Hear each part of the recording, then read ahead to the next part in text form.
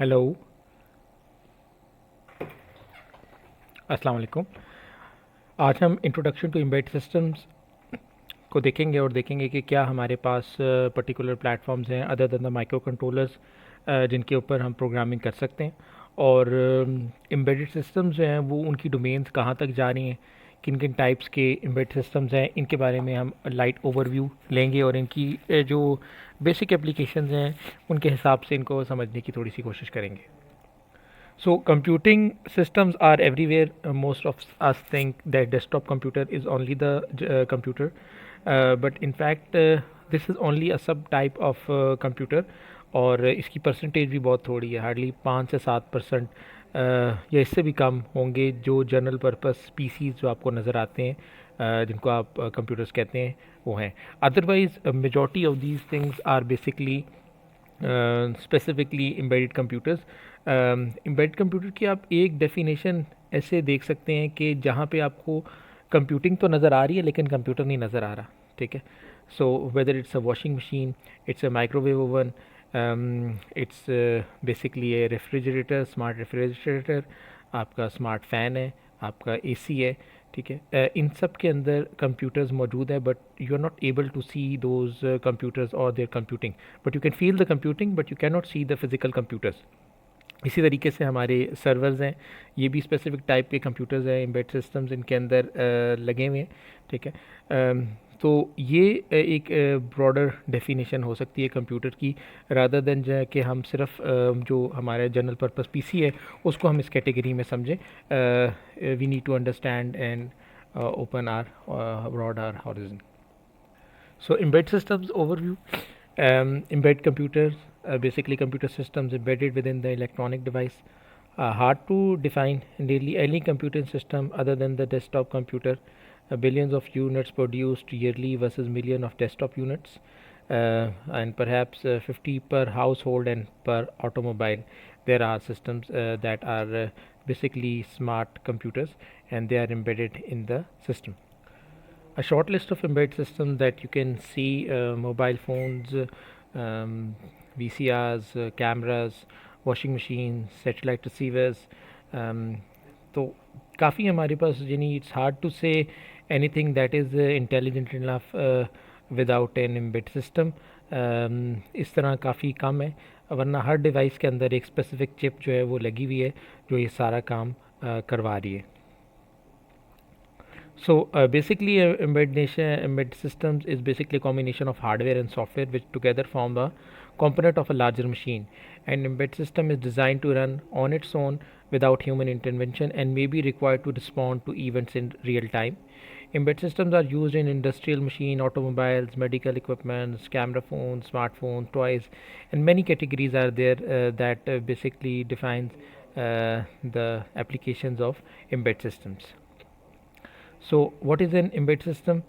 Basically, a computer system which is integrated into another technical system for the purpose of influencing the embedded system such that it behaves in a desired manner. Whether it's an ATM machine, a photocopy machine, जिसके कुछ fix defined processes हैं जिनके through users जो है वो interact कर सकता है और वो इन्वायरमेंट के साथ एक स्पेसिफिक एस्पेक्ट बिहेव करेगा और फिर वो यूज़र को वापस वो जो उसका आउटपुट है सिस्टम की वो भी शो करवाएगा। ठीक है। तो ये हमारे पास एम्बेड सिस्टम की आप कह सकते हैं एक जनरल डेफिनेशन है। So important thing for embedded system, the requirement of the embedded system must be derived from the requirement of the embedding system. यानी हमें जो भी हम चाह रहे हैं, हमारा जो लेट्स से एक वॉशिंग मशीन है उसका भी एक स्पेसिफिक फ्लो है, एक प्रोसेस है जिसके ऊपर उसने काम करना है। एक माइक्रोवेव है, उसका एक अपना एक सिस्टम है that needs to be automated, और ये जो है काम उस सिस्टम के थ्रू हमने करवा के देना है, उस डिज़ायर्ड प्रोसेस को कंप्लीट करवाना है with very less human intervention. जैसे वॉशिंग मशीन है तो उसमें अगर आप एक मैनुअल वॉशिंग मशीन लेंगे तो मैनुअल वॉशिंग मशीन में you have to dictate all the process.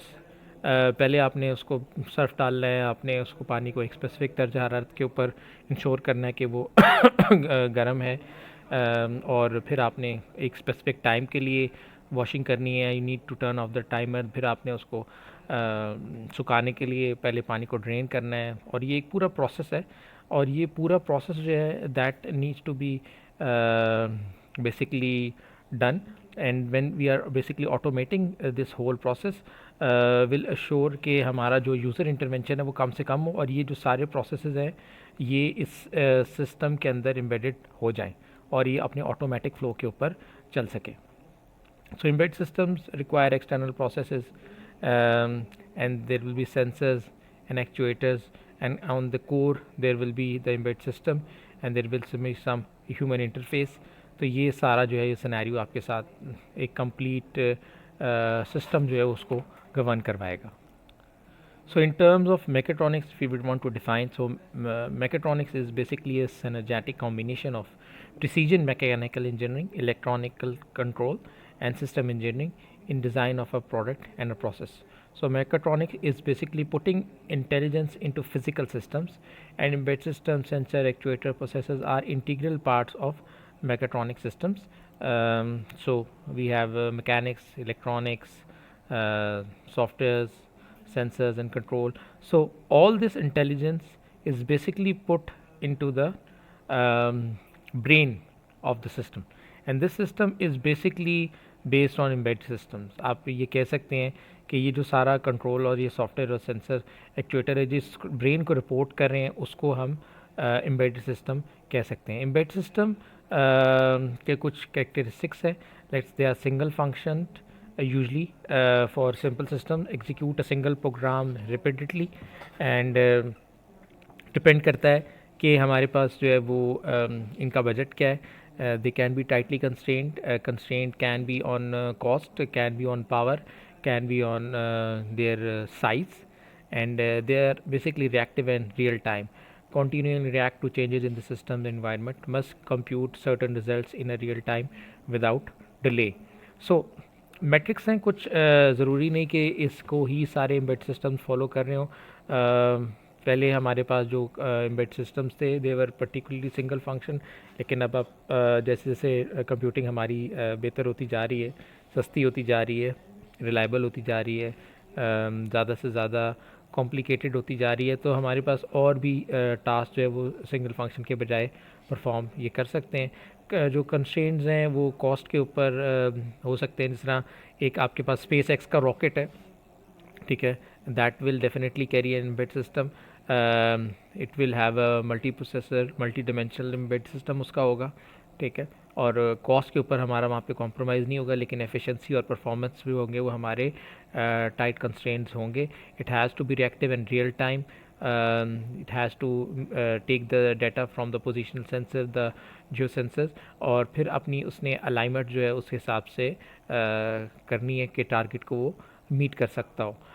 वेरेज अगर आप एक चाइना की लो कॉस्ट घड़ी देखें जो आपको मे बी 50 रुपये की 100 रुपये की मिल रही है, and it is basically it has an embedded system. आप उसे खोलेंगे, उसके अंदर देखेंगे कि आपको आईसी कोई फिज़िकली नज़र नहीं आ रही होगी, सिर्फ एक ब्लैक सा स्पॉट नज़र आ रहा होगा, that is basically it's embedded system. और वो उन्होंने कॉस्ट को मिनिमाइज़ करने के लिए उसकी पैकेजिंग जो है उसको कॉम्प्रोमाइज़ किया, because it has to be out of the factory one time, और उसके बाद it is basically a disposable type of embedded system.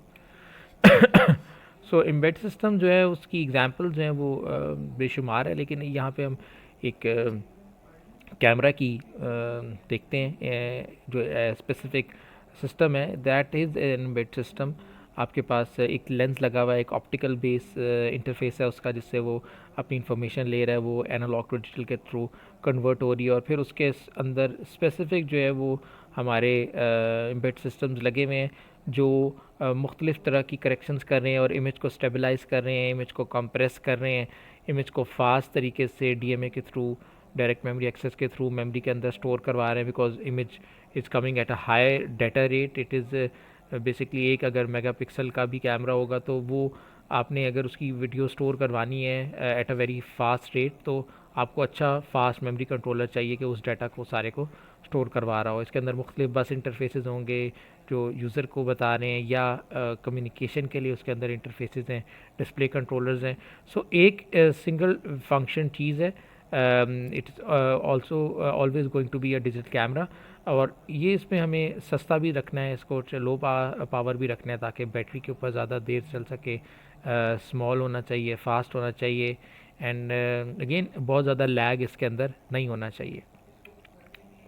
So design challenges जो हैं वो हमारे पास डिपेंड करते हैं कि हमारा गोल क्या है। Optimisation is a broader word, it can be applied to anything. You want to optimize cost, you want to optimize speed, you want to optimize power.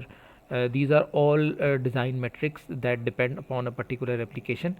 So अगर आप एक रूम के अंदर जहाँ पे पावर सप्लाई अवेलेबल है एक system design करने, you will not be focusing कि ये जो है वो बहुत ज़्यादा बैटरी सेवर हो या पावर सेवर हो। जिस तरह सर्वर्स हैं, हमारे सर्वर्स जो है वो यूजली बहुत पावर हंग्री होते हैं, बिकॉज उनका ऑप्टिमाइजेशन चैलेंज जो है वो पावर इन जनरल नहीं है, उनकी जो है परफॉर्मेंस है, ठीक है। लेकिन अगर आप एक एम्बेडेड डिवाइस, एक मोबाइल फ़ोन को देखेंगे तो वहाँ पे आपको जो है एक बैलेंस चाहिए, लेकिन एट द सेम टाइम आप पावर को जो है वो हर सूरत में ऑप्टिमाइज़ कर रहे होंगे। So obvious design goal is construct an implementation with desired functionality as given by the user.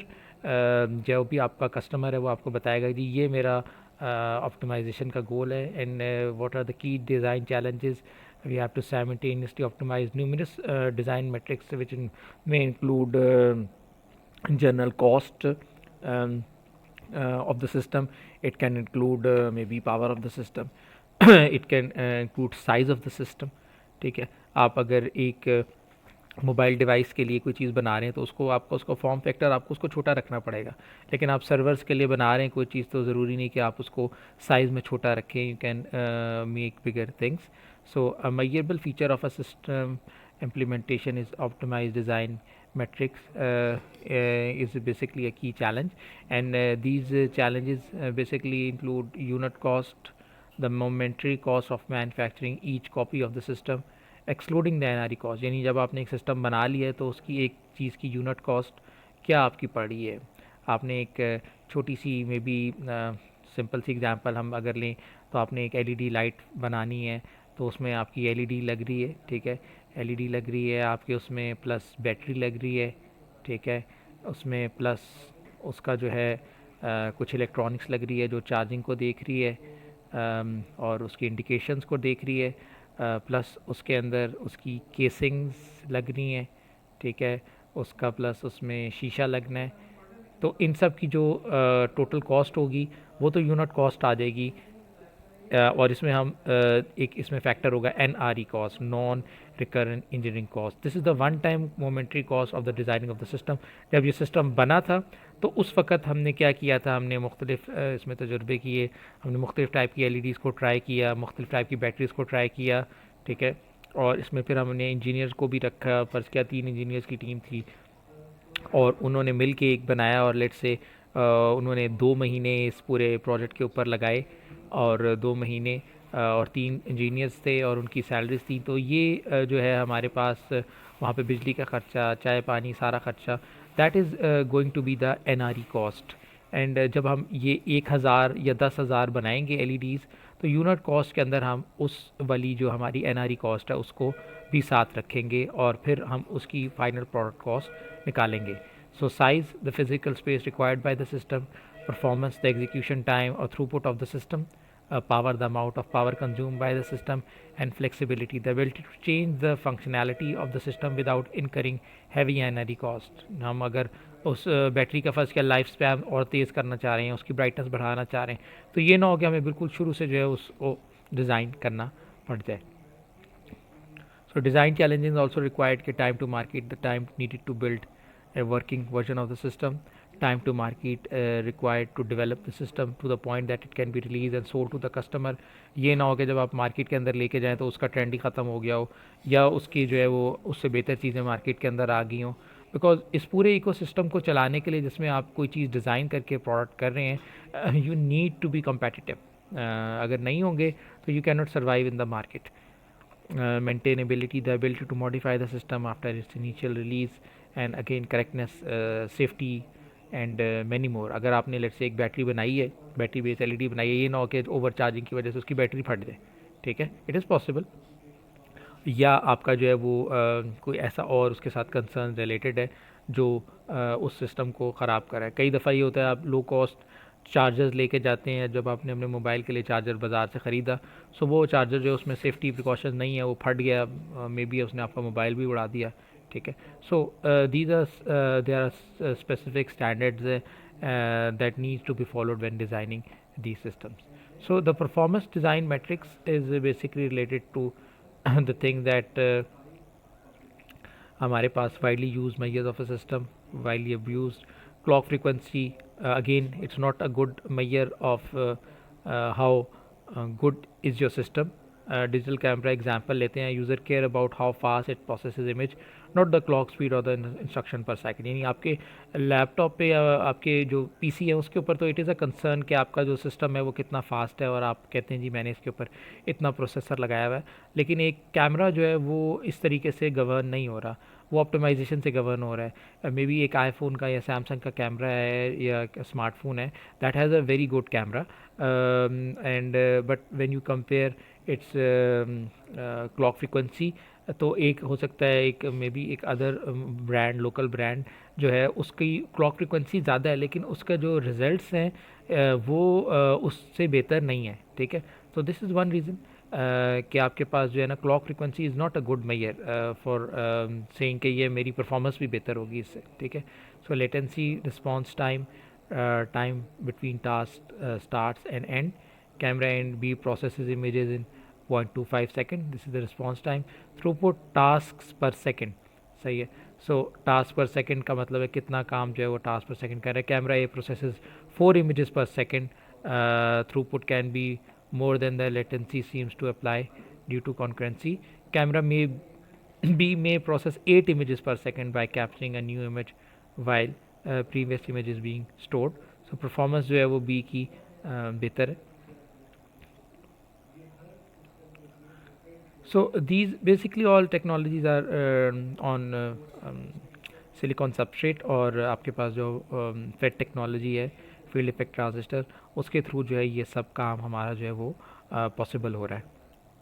सो ये हमारे कुछ की फैक्टर्स है। The manner in which digital gate implementation is mapped on ICs, integrated circuits or chips. IC technologies differ in customization to design.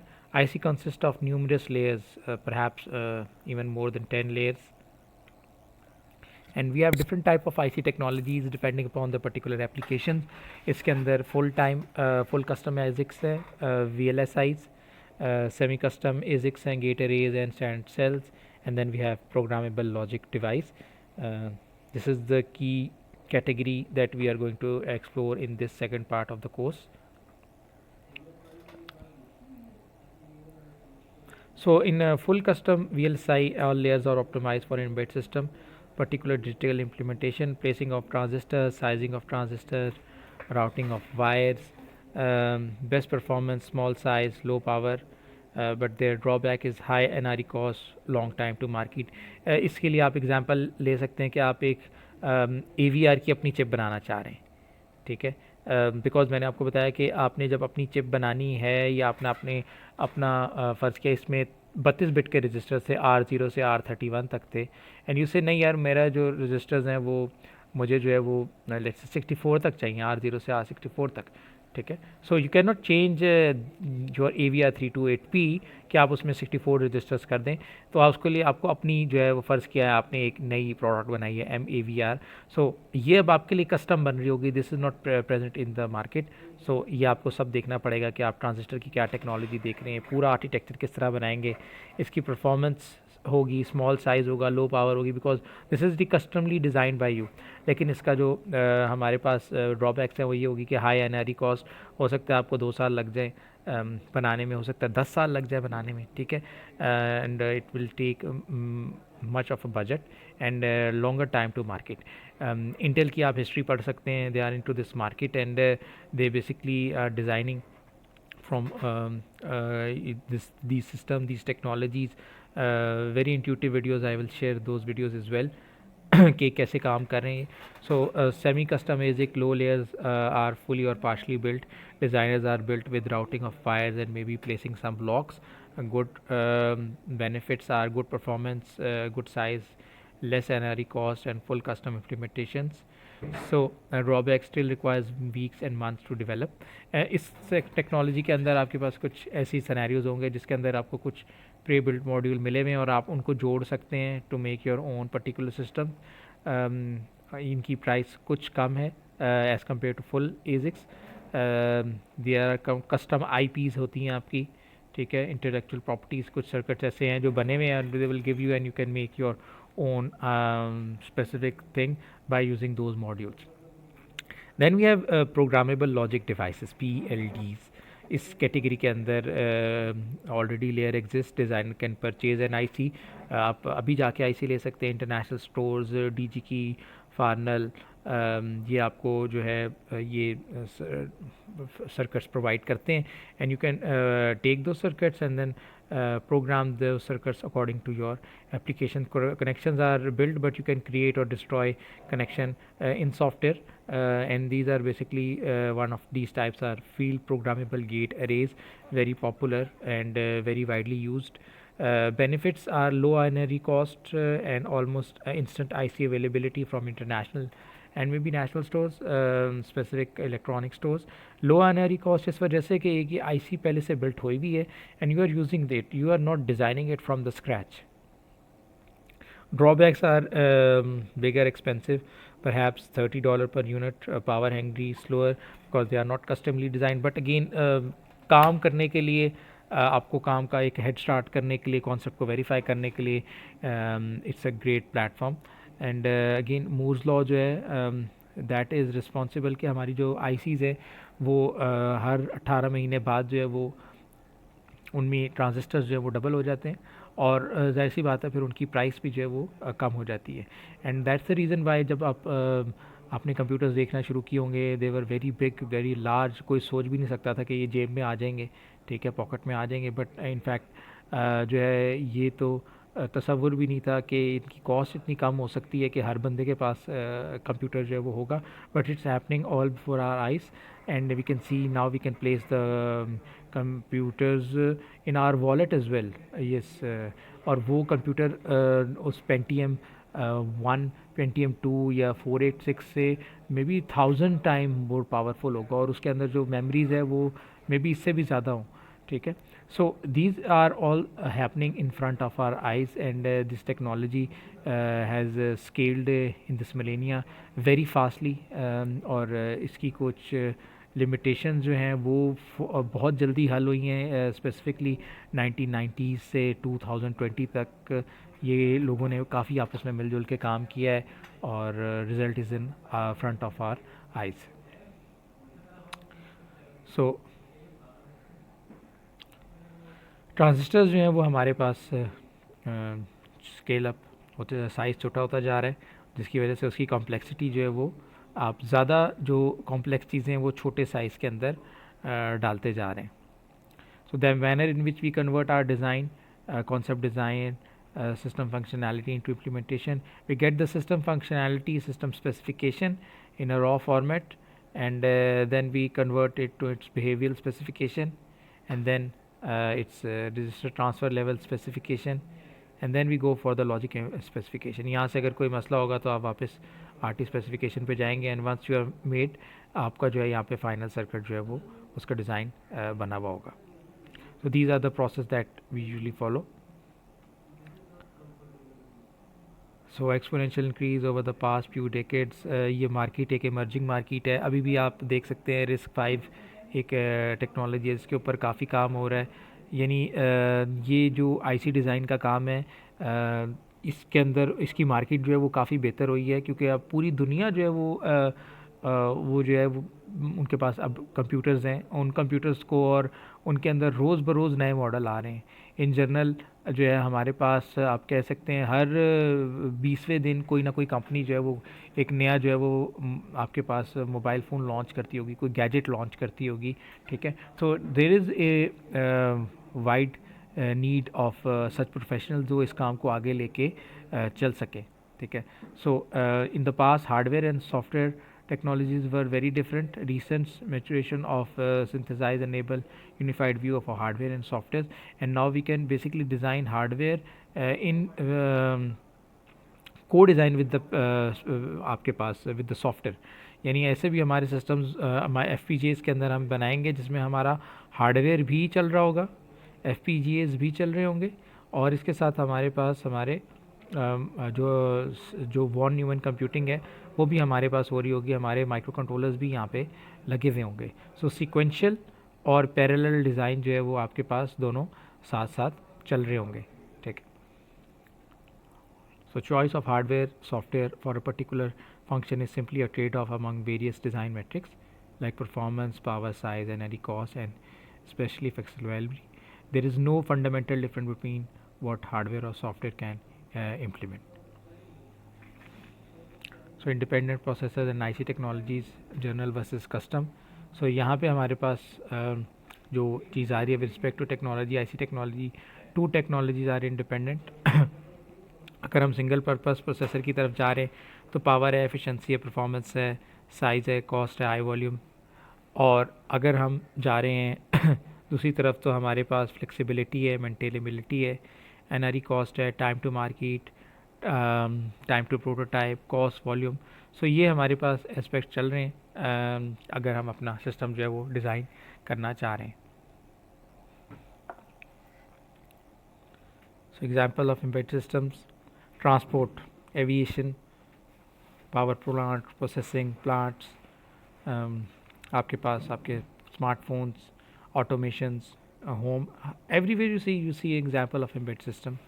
And some examples of embedded systems are again camless engines, drive-by-wire, humanoids, telemedicine. These are all as applications which only reflect some part of the embedded systems. So हमारे पास cruise control, drive by wire, satellite radios, telematics, software driven train, software body controls, rain sensing wipers, ABS, night vision, tyre pressure measurement. So these are all technologies that are happening. आपके पास अभी specifically जो Tesla ने गाड़ियाँ बनाई हैं, they are all basically having embedded systems. Battery management के अंदर फ्यूचर के अंदर इट इज़ ऑल्सो पॉसिबल कि आपकी जो ड्राइविंग की सीट है गाड़ी की वही ख़त्म हो जाए, ठीक है, और आप सिर्फ बैठेंगे और गाड़ी में बताएंगे जी मैंने कहाँ जाना है, and it will drive you there. So these are all technologies that are happening that were not previously there, but they are disrupting the market.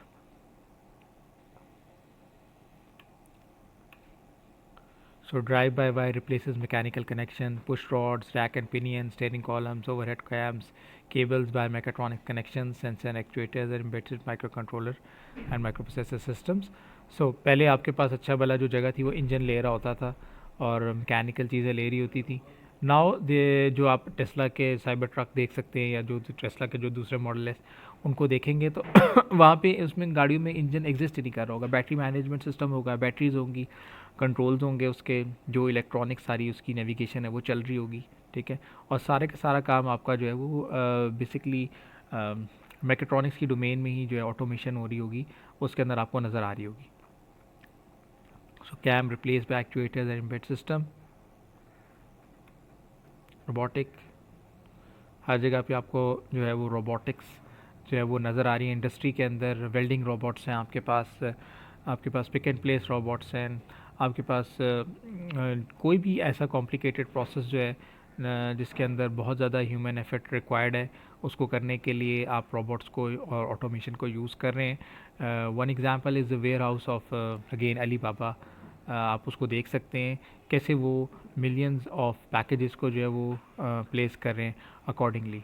Telemedicine, telesurgery, unmanned vehicles, humanoids, manufacturing automation, these are again all aspects of embedded systems.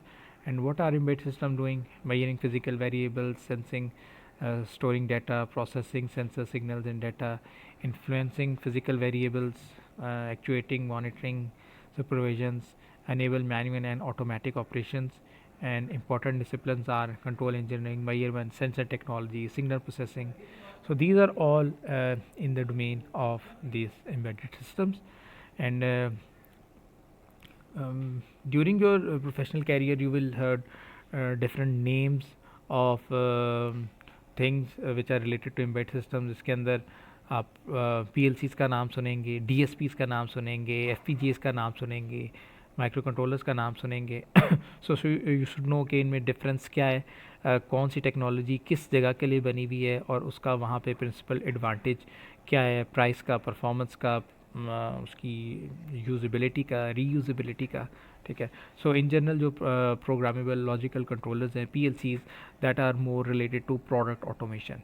Product automation is like आप एक factory है, factory के अंदर आपने conveyors लगाए हुए हैं और वहाँ पे कोई प्रोसेस जो है उसको आप ऑटोमेट करना चाह रहे हैं। उसके अंदर माइनर मॉडिफिकेशंस भी चलती रहेंगी। कन्वेयर्स आपकी हो सकता है अभी कभी आप कन्वेयर को बढ़ाएं, हो सकता है कभी आप कुछ नए सेंसर्स उसके साथ सिस्टम के साथ ऐड करना चाहें। तो प्रोग्रामेबल लॉजिक जो है वो आपको थ्रू लैडर लॉजिक अलाउ करेगी कि आप जो है वो उसको इजीली उसका प्रोग्राम चेंज कर सकें। और distributed control system, industrial PCs, these are like more used in product automation. And when you go for the product automation, particularly microcontrollers, digital signal processors, programmable hardwares, FPGAs, ये use हो रहे होंगे। और C assembly, C++, Verilogs, VHDL, ये languages होंगी that will B use for these product automation. Product automation में usually आपके पास जब एक दफ़ा सिस्टम बन जाएगा तो उसका जो फर्मवेयर होगा वो यूजली जो है वो चेंज नहीं होगा, वो जब तक अपनी लाइफ टाइम के अंदर उसी प्रोग्राम के साथ चलता रहेगा।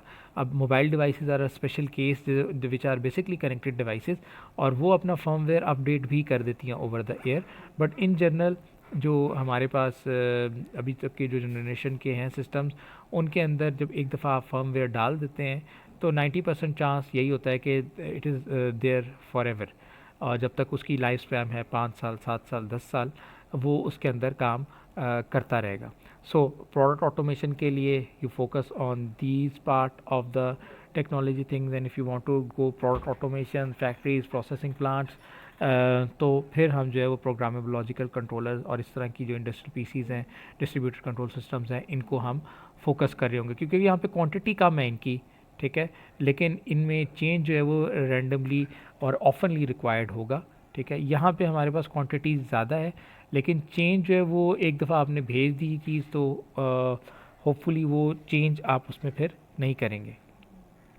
सो जनरल पर्पस कंप्यूटिंग पैराडाइम के अंदर हमारे पास वॉन न्यूमल मॉडल है, डोमेन स्पेसिफिक प्रोसेसर्स है, एप्लीकेशन स्पेसिफिक प्रोसेसर्स है और रिकन्फिगरेबल प्रोसेसर्स है, which are basically FPGAs are one leading type of these things. Three key embedded system technologies, manner of accomplishing tasks, especially using technical processor method and knowledge. And three key technologies for embedded systems are process technology, IC technology, and design technology. Process technology, processor technology में हमारे पास general purpose systems हैं, application specific systems हैं, single purpose हमारे पास hardwares हैं। सो general purpose के अंदर हमने उसकी जनरलाइज किया कि वो सारे काम बेसिकली कर सकता हो।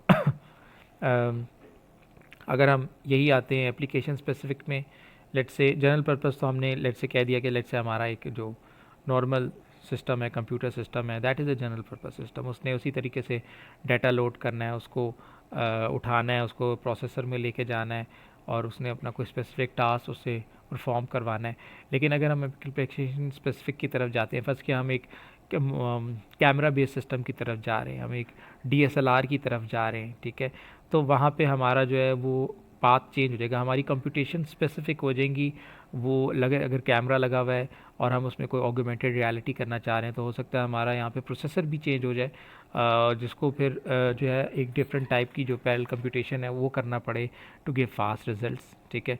तो हमारे पास हमारे यूनिट्स चेंज हो जाएंगे एप्लीकेशन स्पेसिफिक में, हमारी एप्लीकेशन के ऊपर डिपेंड करते हुए। एंड सिंगल पर्पस प्रोसेसर्स के अंदर हमारे पास जो हमारा सिंगल जो टास्क उसके साथ रिलेवेंट होगा हम उसी को रखेंगे, बाकी जो सारी उसकी जो चीज़ें होंगी उनको हम निकाल देंगे to minimise the cost and to minimise again the time. So अगर हम प्रोसेसर टेक्नोलॉजी की बात करें तो अगर हमारी डिज़ायर्ड फंक्शनैलिटी ये है तो मार्केट से हमें अगर हमें सस्ता काम कराना है तो हम जनरल पर्पस के साथ उसे फिट करने की कोशिश करेंगे, लेकिन मे भी हो सकता है वो हमें उस तरीके से हमें फुल एफिशिएंसी ना दे रहा हो प्राइस वर्सेस परफॉर्मेंस की। अगर एप्लीकेशन स्पेसिफिक बनाते हैं हम तो मे बी सम वॉट वो यूज़ हो जाए, लेकिन ज़्यादा वो यूज़ इस्तेमाल नहीं हो सकेगा। लेकिन उसके लिए अगर स्पेसिफ़िक आप सिस्टम बनाएंगे तो वो उसके लिए कि उसकी प्राइस भी सही होगी और उसकी परफॉर्मेंस भी ठीक होगी। लेकिन उसको मीट करने के लिए आपको एक स्पेसिफ़िक नंबर जो है, लेकिन हो सकता है आपको 1000 बनाने पड़े, हो सकता है आपको 10,000 बनाने पड़े।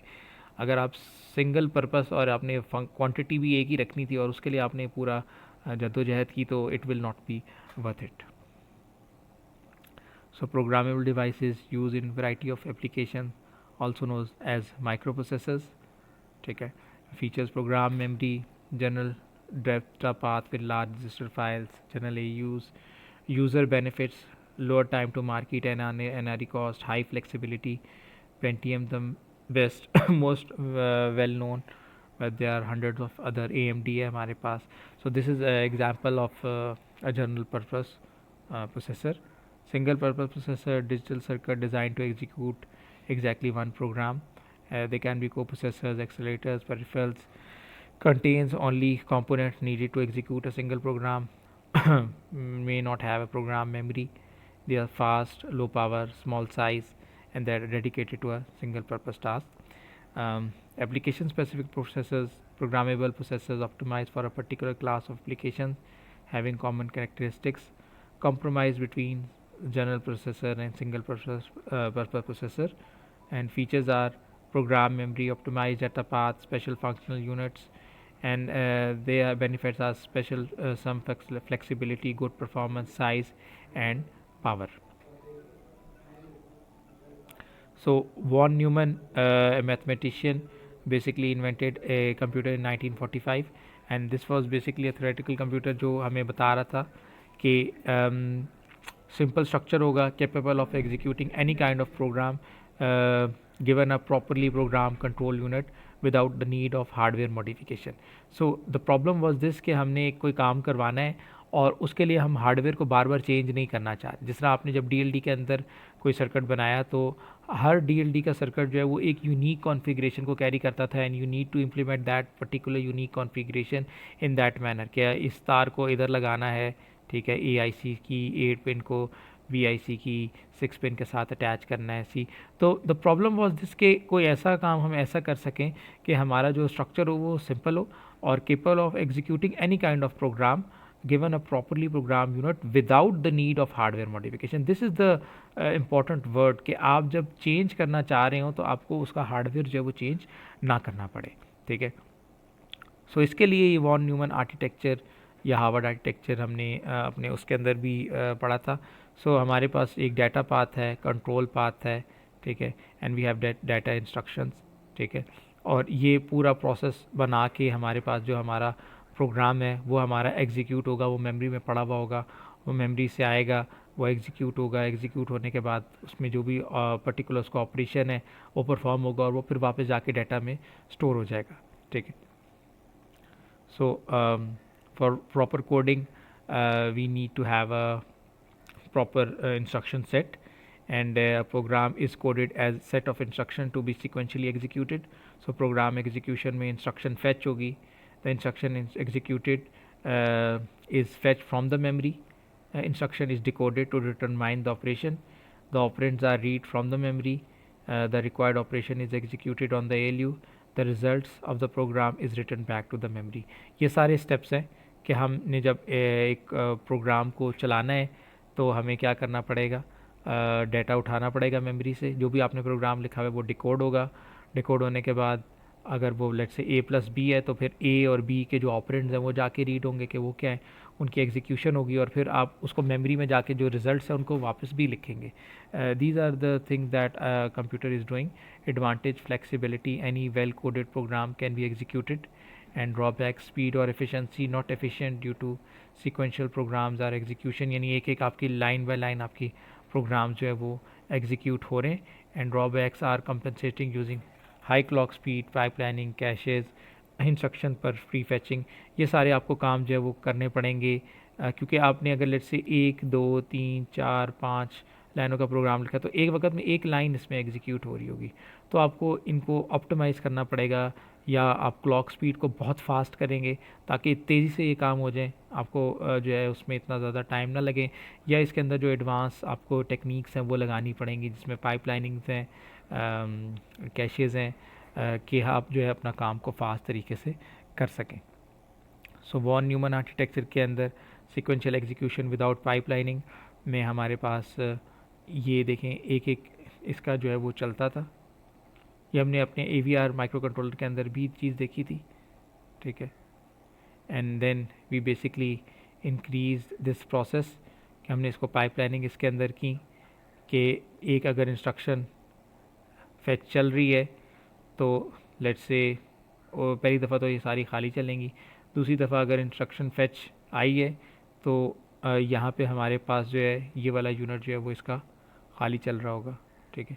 तो ये बारी बारी जो है ये एक एक इंस्ट्रक्शन जो है वो पाइपलाइनिंग के पॉइंट ऑफ व्यू से आगे जो है वो चलती जाएगी, ठीक है। जब ये इंस्ट्रक्शन फैच चल रही है, ये डिकोड चल रहा है, रीड चल रहा है, एग्जीक्यूट चल रहा है, राइट बैक चल रहा है, तो हमारे पास जो दूसरा यूनिट है वो अपना आगे जो है वो अपना काम कैरी फॉरवर्ड करे। इससे बेसिकली आप जो है वो थोड़ा पैरेललिज्म को सम वॉट अचीव करने की कोशिश कर सकते हैं, ठीक है।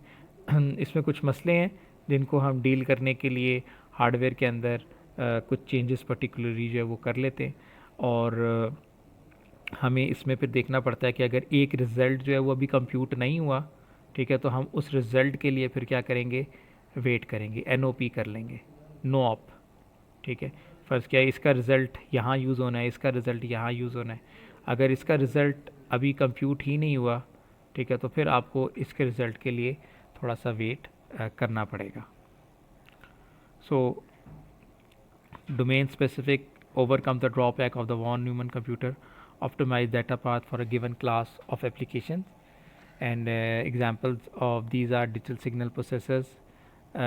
बेसिकली एक TI का प्रोसेसर है जो इन्होंने एग्जांपल के तौर पे दिया है, and that these are basically optimize, they have MAC units, ये मल्टीप्लिकेशन एक्यूमुलेशन बहुत फास्ट कर रहे होंगे, ठीक है, और इनके रिजल्ट्स जो होंगे वो बहुत फास्टली कंप्यूट होके आपको जो है वो दे रहे होंगे as compare to a conventional micro controller और micro processor.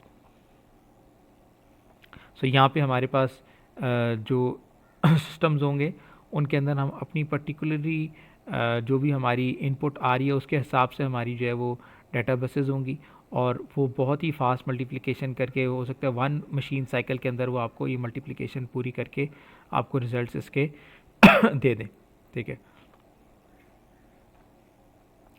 Application specific processors optimize the complete unit for a given circuit, and application specific units are basically optimization is done by implementing the inherent parallel structure on a chip, that is called spatial parallelism.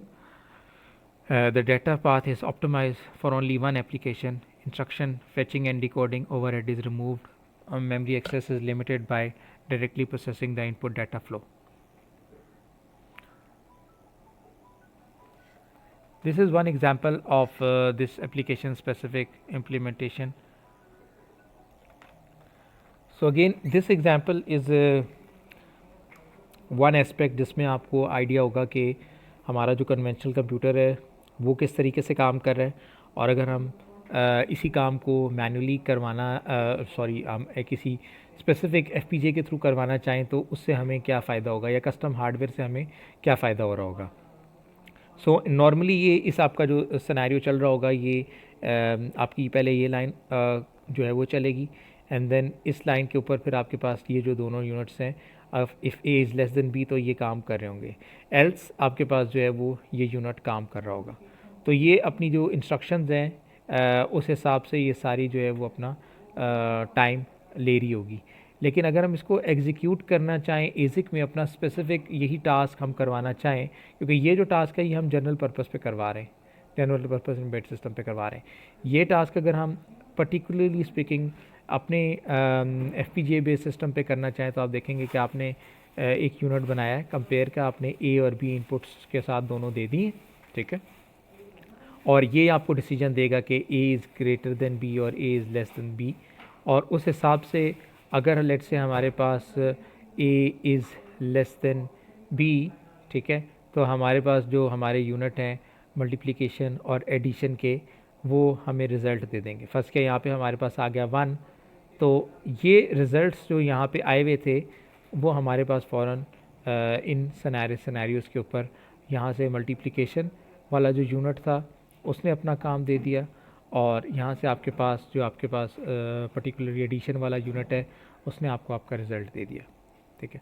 सो इसी तरीके से अगर let's say आपके पास दूसरा scenario आता है, तो आपके पास जो आपका डिक्रीमेंट है और आपके पास जो आपका b-1 इंक्रीमेंट वाला जो यूनिट है वो अपना पर्टिकुलर डाटा जो है वो देना शुरू कर देगा।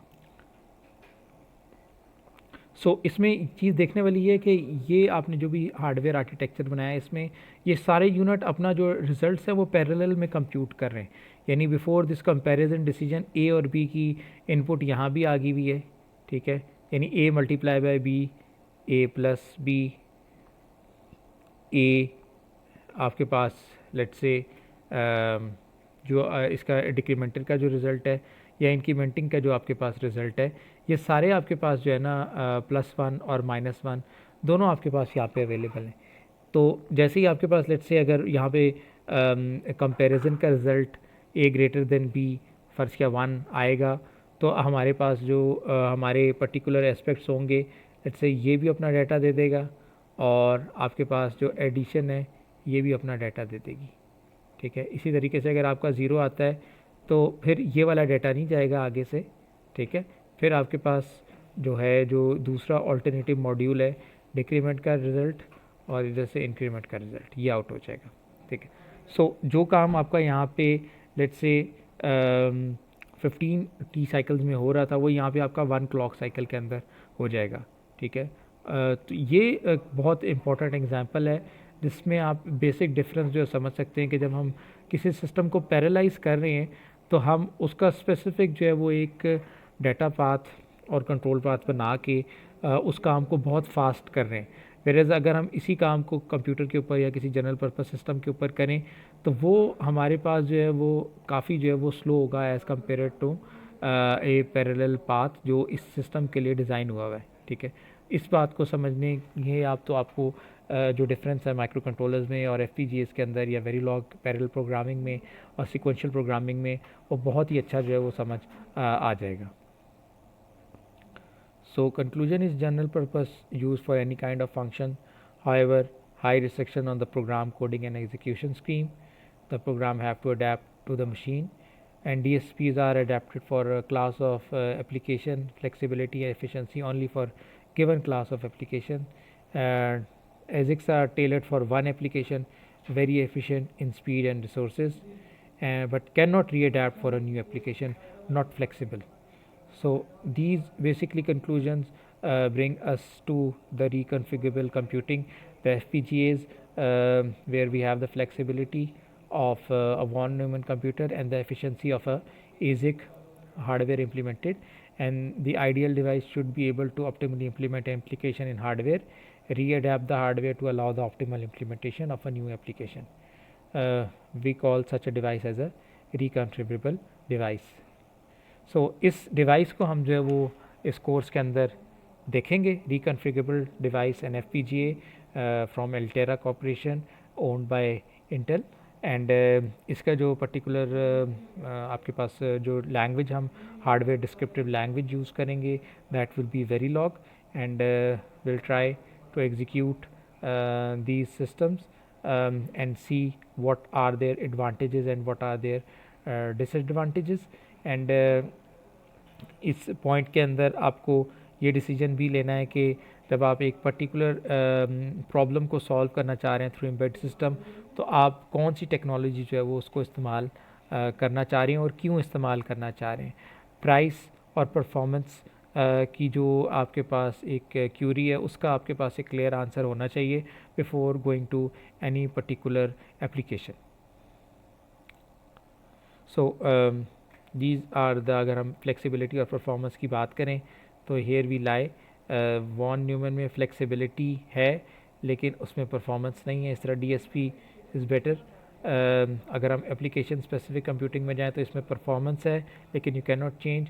रिकन्फिगरेबल के अंदर आपके पास फ्लेक्सिबिलिटी भी है to some extent and you have performance as well along with time to market. However, they are little costly. Again, जिसको हम जो है वो compromise कर सकते हैं for a better or a fast product. So reconfigurable device placements.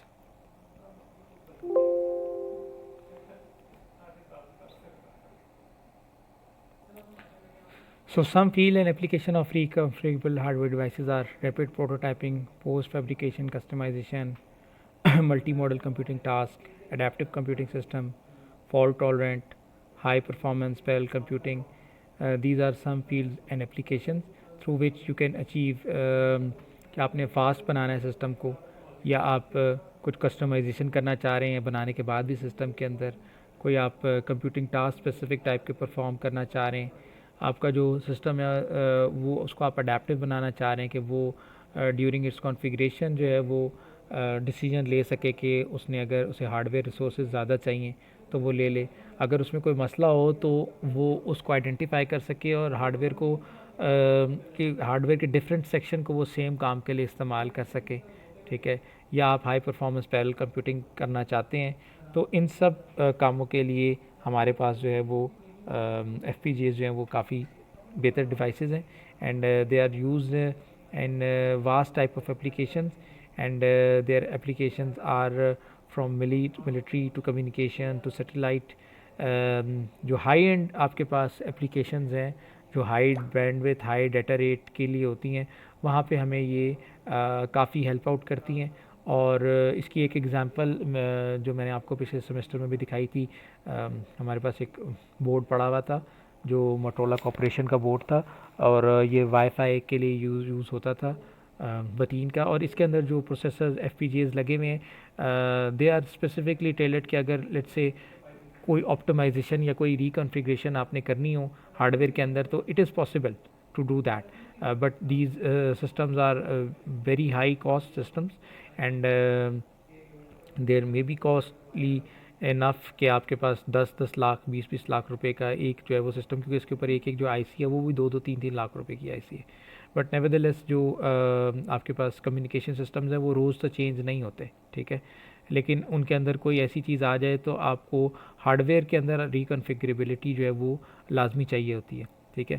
Satellite communications आप देख सकते हैं आपके पास इस वक्त 5G 4G जो नेटवर्क चल रहे हैं उनके अंदर इनकी काफ़ी एप्लीकेशंस है फाइबर ऑप्टिक्स बेस्ड सिस्टम्स के अंदर इनकी काफ़ी एप्लीकेशंस हैं सो these are some things that are very important and they open up a new horizon for embedded systems that is basically another market a high valued market micro controllers को अगर आप एक लो valued market के ऊपर बात उनसे करते हैं उनका वॉल्यूम हाई है यानी आप ज़्यादा micro controller based system market के अंदर अवेलेबल है लेकिन उनकी कॉस्ट कंपेरेटिवली कम है लेकिन अगर आप FPGAs बेस्ड सिस्टम की तरफ बात करते हैं तो ये इनकी क्वांटिटी कम होती है लिमिटेड प्लेयर्स मार्केट के अंदर इसमें अंदर काम कर रहे हैं लेकिन इनकी प्राइस बहुत हाई होती है these are high valued projects and they are use for a specific task may be military के अंदर है मे बी मेडिकल के अंदर है